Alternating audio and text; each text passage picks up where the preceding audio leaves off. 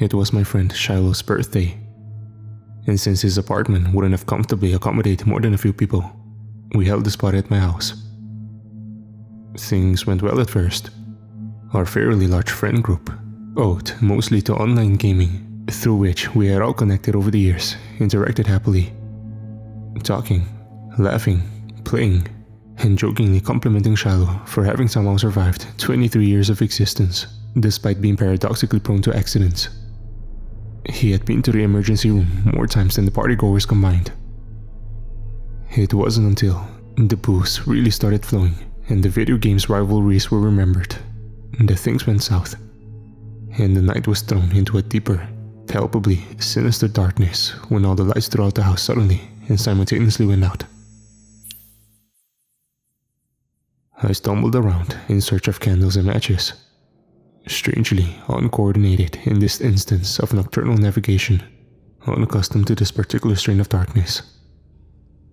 I eventually found the drawers, wherein I kept a single flashlight and some matches, and taking the flashlight for myself, I passed the matches around and told people where candles were throughout the living room.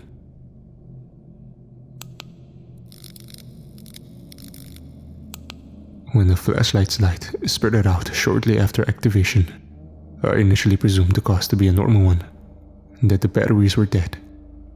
But when I saw the brief flickers of candlelight throughout the room flare up and die in an instant, regardless of attempts at reignition, I knew that something was wrong. Knew that the darkness was truly unnatural.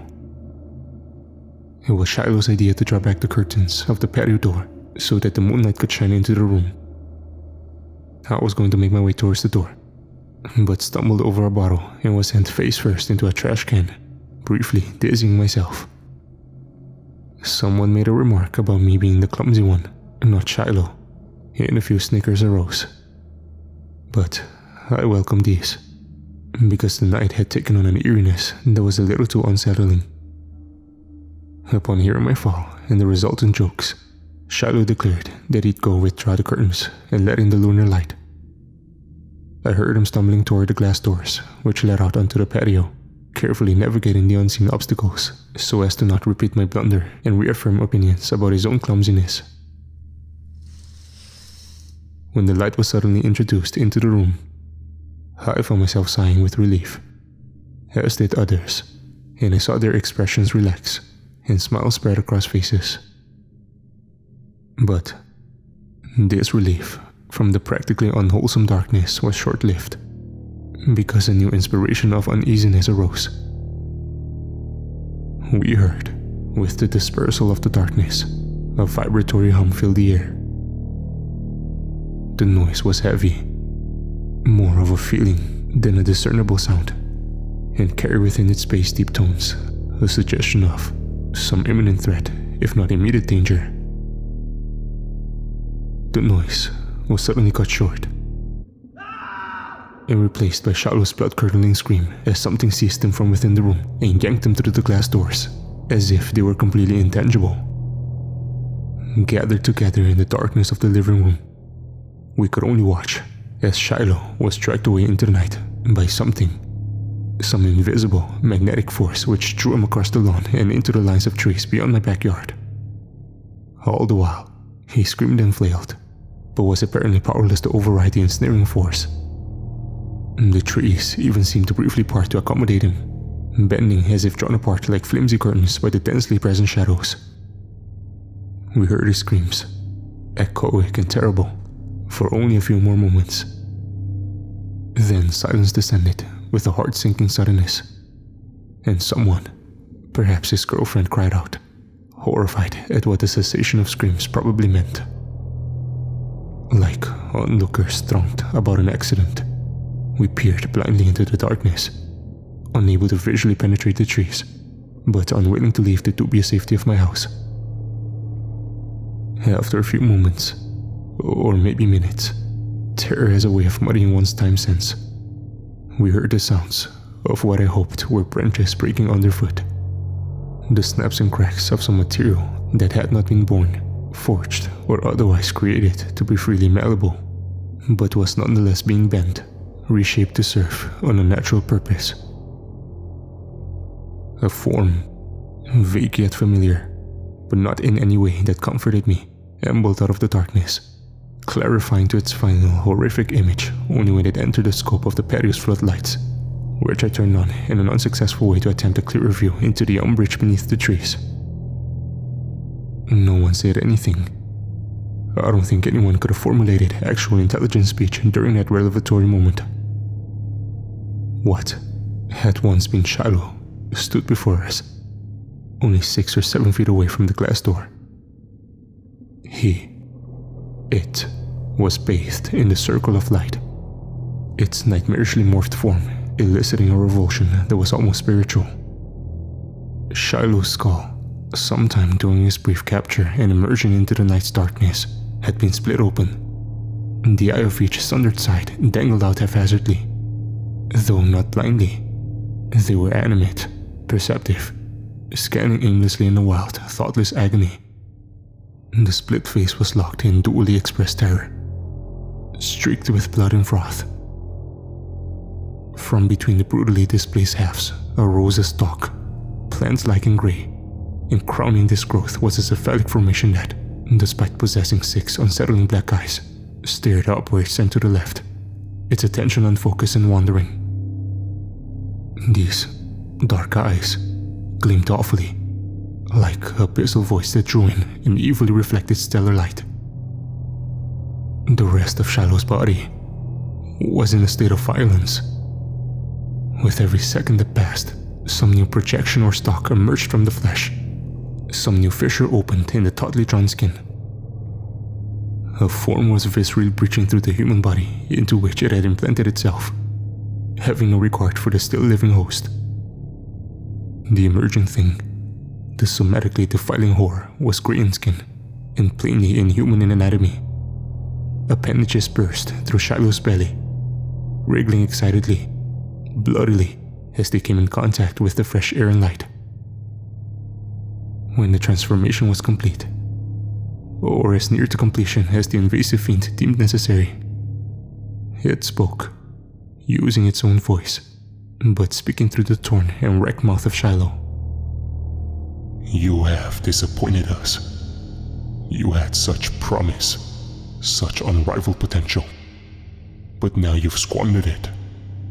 You revel in an increasingly banal existence, joyfully manufacturing and consuming derivatives, whilst lambasting a past that was, compared to now, a cultural golden age. The demon, there is no term more befitting, regardless of his origins, waved a hand, one of Shiloh's in an arc, limply encompassing the house in the gesture. Loathsome boxes, cages in which you sit and burn away your lives. Each building is a sullen refinement of the last. Your builders follow an architectural ethos of bleakness. Man's fascination with the beauties of stone and wood has ended. You've pledged your hearts to the ugliness of concrete and metal. Another gesture, this one done by a foreign limb, pointed upwards towards the stars. Several other limbs, seemingly vestigial compared to the former, also angled themselves skyward, leaving Shiloh's arms to hang at his sides. His half-ejected eyes, still possessing life, stared in different directions, neither toward that dark and yawning gulf above. We discovered your species in its infancy, studied you for centuries, and deemed you worthy of subjugation. The promise you showed was unprecedented. You had capacities for art, culture, and societal sophistication that were magnitudes beyond any other alleged civilized race we encountered. You were meant to be our new forms. But now, you're not even fit to be cattle. The last of Shiloh's skin fell away like scraps of wet paper, revealing the indescribably horrific fusion of human and alien inner tissues, organs, and skeletal structures. Organs, somehow active despite the bodily intrusion, pumped and secreted their juices, which seeped and pooled beneath the fused being's feet. The image itself was abominable, but the fact that Shiloh was alive is what sent me into babbling hysterics. The thing looked at me, this time with those 6 gleaming ebon eyes, and spoke in its dismal tones. You weep for failure, a body wrecked and wasted, but not by my presence. The ruination was its own doing. We expected you to be refined, biologically perfected by this point in time, but you have somehow halted and reversed the progress made before you. I don't remember doing it, but I must have opened the glass door and fallen out onto the patio. The sound of the door slamming shut behind me pulled me out of my insensate rambling, and I saw the rest of the group cowering behind the glass, as if it would actually protect them from the body-checking monster. The scent of a fleshless, yet still active body was nauseating. Naturally produced chemicals and hormones in parts of human anatomy which should never be openly displayed filled my nostrils with their sickening fresh stench, a choir of vomit-inducing smells. The creature's eyes, pitch black and baleful, regarded me with what felt like a cosmic hatred. One of the smaller limbs, perhaps a foot in length from its base, which extended from between a coil of glistening intestines, kicked spasmodically in my direction. I have come to deliver a message, and have commandeered one of your forms to prove my point. You have made yourself incompatible with us. You were to be the vessels into which we would be reborn. Your civilization were to be ours, claimed and altered to suit our needs. But now, in this loathsome cultural degeneration, we have no use for you, no use for your societies, or even your bodies. Look how you reject our forms, how ours reject yours. Incompatible, incompatible. We are withdrawing our interests from your world. You will not have the honor of enslavement. Shiloh, what was left of him, exploded, sending a torrent of gore in every direction. In an instant, I was painted red, showered with bits and pieces of my friend. Only the creature remained, a thing out of some devil's fairy tale, in its full form, unburdened by the weak form of humanity. There was a sort of dark majesty about it, a sense of physical grandeur, an inhuman stature that was noble, despite the body itself being abominable. Unconsciously, I knelt before it, immensely, stupidly awed, automatically reduced to a serval state. The creature unfurled what I initially thought were wings, but instead of taking flight, it spread the broad appendages to its sides, where they remained stretched and rigid. Each grey wing bore lines spanning the length of the structure, and these lines dropped and glowed like bioluminescent vascular pathways. The veins of the leftward wing, from my perspective, glowed crimson, the inner light shining eerily through the taut great flesh. The right wing, blue-veined, glowed almost somberly, barely visible through the dominating luminance of the opposing crimson light. I will give you a choice. The, as you would say, red flank will bring about the erasure of your species. As the message bearer, I will detonate my body, resulting in an explosion comparable to the total solar output of your sun in a single day. Your planet and the life thereon will be incinerated. This is the option that I and the rest of my species believe to be the best for you, since you have so arrogantly squandered your lives. However, should you have confidence in your wholesale recuperation and the reversal of the societal sickness to which you've succumbed, you may choose the blue option.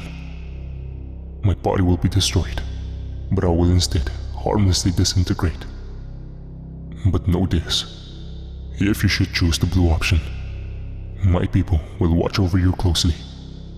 And if you fail to show any signs of improvement, if you fail to uplift yourselves from this period of global decadence, they will come and will take their time in annihilating your species.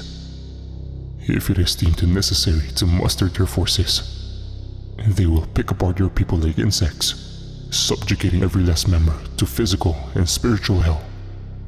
We've taken your failure quite personally, considering what we had planned for you. If you do not have total confidence in your people's ability to improve, to restore your human glory, I suggest you end it now, instantly, painlessly. The fiend's six-eyed glare was accusatory, derisive, and pants-pissingly frightening. But its misanthropic words were insulting, enough to the point where I reacted indignantly, forgetting my fright and awe for the moment. I rose to my feet, stared into the topmost eyes, and, without glancing back at my cowardly friends, told the demonic extraterrestrial to activate the blue wing and harmlessly destroy itself.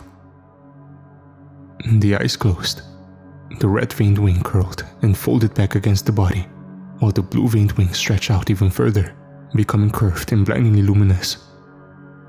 I turned away and shielded my eyes from the sudden and awesome light, but stood my ground, empowered by my own anger.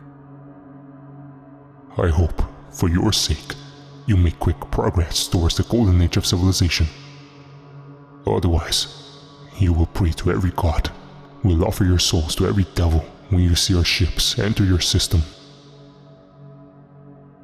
Dumbly, I peeked at the frustratingly verbose creature and saw only a figure of azure light. The celestial image seared my eyes, nearly blinding me.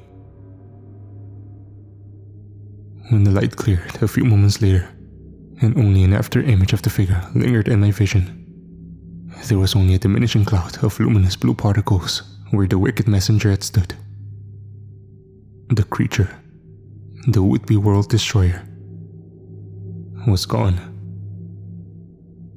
I turned back to my house and saw a crowd of faces, all wrenched into an expression of shock and pain. I hadn't been the only one to look at the intense light. I slid open the glass door and, after deducing the culprit by his look of guilt, punched the guy named Edgar in the face. He apologized for having pushed me outside, then scampered across the floor until he reached the hall that led to the front of the house. Everyone slowly trickled out, dumbfounded, terrified, and understandably exhausted, even though they hadn't done anything beyond witness the horrific events. The mere sensation of terror is psychologically tiring. Shiloh's remains were only barely recognizable, having apparently been affected by the creature's self-destruction. Still, there was enough of him left to provide forensic confirmation of his demise. I called the police, told them that my friend had been struck by something in the woods, and then sat in a nearby patio chair. A few of the blue particles still hung suspended in the air, twinkling like mini stars. I flicked one, and the brief contact with my fingertip sent a chill throughout my entire body. I might have imagined it, but I thought I heard a voice say, "We are watching."